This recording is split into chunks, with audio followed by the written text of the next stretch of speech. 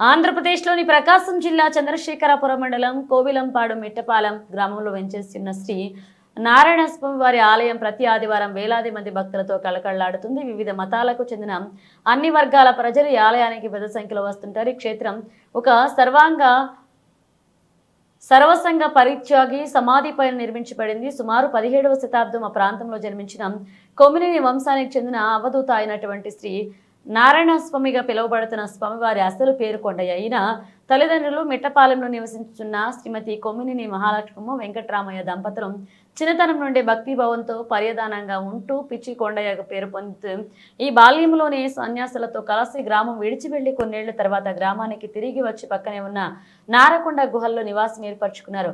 మన్నేటి వాగులు స్నానం చేస్తూ నారకొండలో దొరికే ముష్టి పండ్లను తింటూ బ్రహ్మజముడు పాలను తాగుతూ జీవనం సాగించేవాడు. ఒకనాడు ఒక మహనీయుడు ఆయనను దగ్గరకు చేరతీసి మంత్రోపదేశం గావించి ఇక ముందు నారాయణ స్వామిగా విలసిల్లగలవని దీవించి అంతార్థమయ్యారు. అప్పటి నుండి ఆయన నారకొండ మీద తపస్సు చేసుకున్న తర్వాత కాలంలో శ్రీ నారాయణ స్వామిగా ప్రసిద్ధిగాంచారు.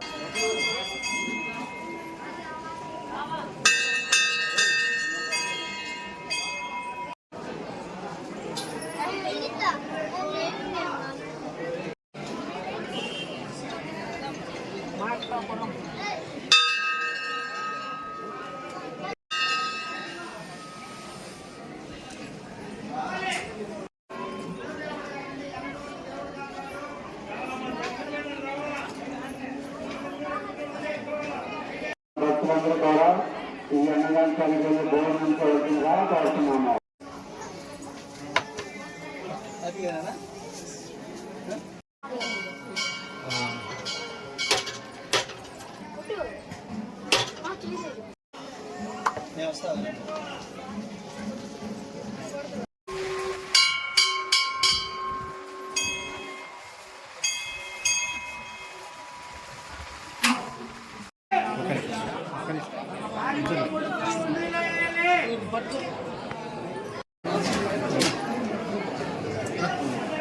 ఆర్తిస్తారు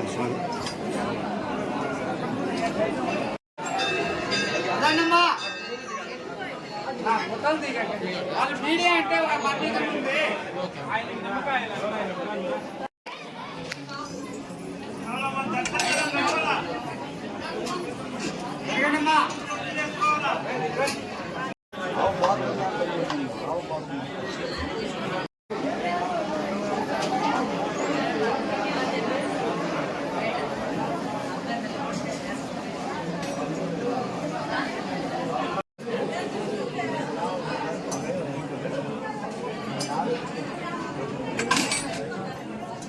వచ్చేయండి, తీర్థం తీసుకున్నాం, వచ్చేయండి.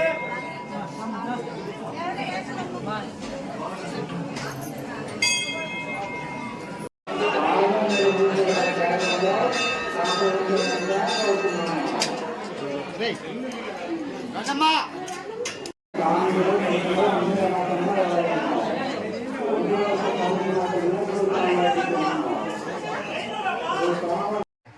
ఒకప్పుడు బ్రాహ్మణ అగ్రహారం ఉండేది అనమాట. భద్రాపల్లి దగ్గర ఒక అగ్రహారం ఉండేది. అప్పట్లో మూఢనమ్మకాలు ఎక్కువ. ఈ వింతలు వాళ్ళంతా అప్పుడు మాయ మంత్రాలు చేసేవాళ్ళు ఆ బ్రాహ్మణులు. అది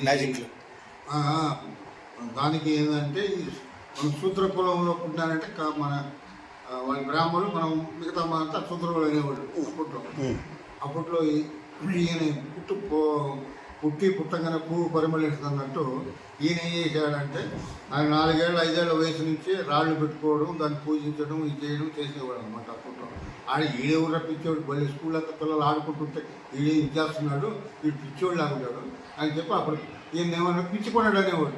కొండయ్య తల్లిదండ్రులు పెట్టిన పేరు అది, పిచ్చికొండడు అనేవాడు. అట్లా కొన్నాళ్ళకి ఏం చేశాడంటే ఆయనకు 2 అక్కలు. ఆ తర్వాత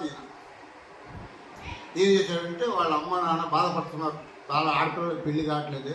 అప్పుడు అంటే పూలు చేసుకుంటే కానీ బతికే రోజులయ్యి, ఆస్తులు వయసులు ఇట్లాగా ఇదంతా వీళ్ళు పూజ చేసుకుంటే ఆ డబ్బులు సంపాదించుకుంటేనే బతికేవాళ్ళు అనమాట. అప్పుడు ఈయన ఏం చేశాడంటే, అమ్మ మీకు బెంగపడవద్దు, ఈ పెద్ద కూతురికి సంబంధం వస్తుంది, చిన్న కూతురికి ఇంకో వ్యక్తికి సంబంధం వస్తుంది. ఈయన ఫ్యూచర్ చెప్పేవాడు అనమాట. అప్పట్లో చెప్పిందల్లా నిజం అవుతున్నది. అప్పట్లో అప్పుడు ఏం చేశారంటే ఈ బ్రాహ్మణులతో వీడు మనంత బ్రాహ్మణం మనంత తెలివి కలవాడు శాస్త్రాలు చదివినాడు మనకు తెలియకుండా ఈడేంది సూత్రుడైంది ఏది చెప్తున్నాడు వీడికేం తెలుసు అని చెప్పి ఈయన మీద ప్రయోగం చేశారు. బొబ్బలని అయ్యేది ఇదేని కూలికి పోతే కానీ దొరకరు. కొంతమంది ఏమంటే ఒక సొద్దా రాగి అని అప్పుడు ఉండి ఇప్పుడంతా ఒరిగి అంతా ఇది పెట్టుకుంది కదా. సద్దా రాగి పంటలు ఇక్కడ ఎక్కువ పట్టేది అప్పుడు. ఆ కూలికి పోతే వీడు లేటుగా పోయినాడు అని చెప్పి ముందు వాడు పోసేశారు. నువ్వు ఇప్పుడు వస్తే నీకేం కూలి వస్తుందంటే నేను ఒక్కడిని మొత్తం అంతా కోస్తానంటే ఇది నమ్మట్లా. అప్పుడు ఈయన ఏం చేశాడంటే భగవంత స్వరూపుడు ఆయన మనం పట్టగానే మొత్తం అయిపోయి వాళ్ళు వెనకనే ఉండాలి ఈయన కోసేది అయిపోయి అట్లా. అప్పుడు జనం నమ్మారు. ఓ ఈ కాడ స్వామి దగ్గర మాయవాళ్ళు ఉన్నాయని చెప్పి నమ్మారు. అప్పుడు ఇక్కడ మా పిచ్చికొండడు అంటున్నాడు అని చెప్పి ఆయన నారకొండని ఎదురు మనకు కొండ కనపడుతుంది. నారకొండని తెలుసు కదా. అక్కడ పోయి ఆ జంకుపాలు ఇప్పుడు లేవు, ఆ జంకులు లేవు. ఆ జంకుపాలు తాగేది అక్కడే ఉండేవాడు. నగారా అని ఒక రాయి ఉంది, పెద్ద రాయి. ఆ రాయి దగ్గర ఏంటంటే అట్లా పెడితే ఒక రాయి తీసుకుని అట్లా పెడితే కంచు మొదలెట్టు ఉంటుంది అనమాట. గంటలాగా అదొక మహత్యం, అదొకటి ఉంది. ఈయన అక్కడ నివాసం ఉంటా. అప్పుడు మనకు ఒక పూర్వం వర్షాలు బాగా పడేవి. మేము వాగు దాటాలంటే బయటకు వెళ్ళాడు. అట్టాటోడు ఇక్కడి నుంచి కోలంపాటి ఒక రెడ్డి గారు, ఆమె పేరు